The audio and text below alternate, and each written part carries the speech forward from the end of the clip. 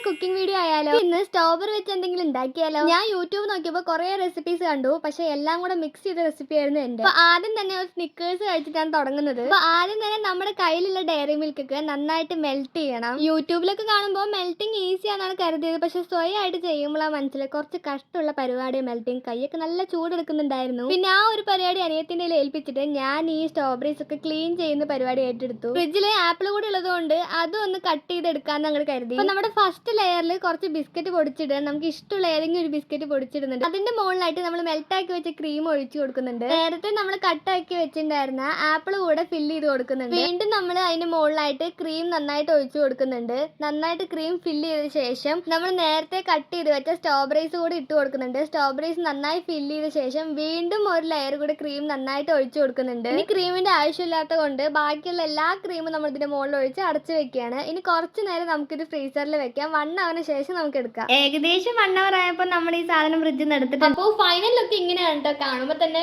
വേഗം കഴിച്ച് തീർക്കാൻ തോന്നുന്നുണ്ട്. എന്റെ സ്വന്തം റെസിപ്പി ആയതുകൊണ്ടാണ് ചെറിയൊരു പേടിയുണ്ട്. സ്ട്രോബെറീസും ആപ്പിളും ചോക്ലേറ്റും ബിസ്ക്കറ്റും എല്ലാം കൂടി ചേർന്നൊരു പീസാണ് ആദ്യം തന്നെ കഴിക്കുന്നത്.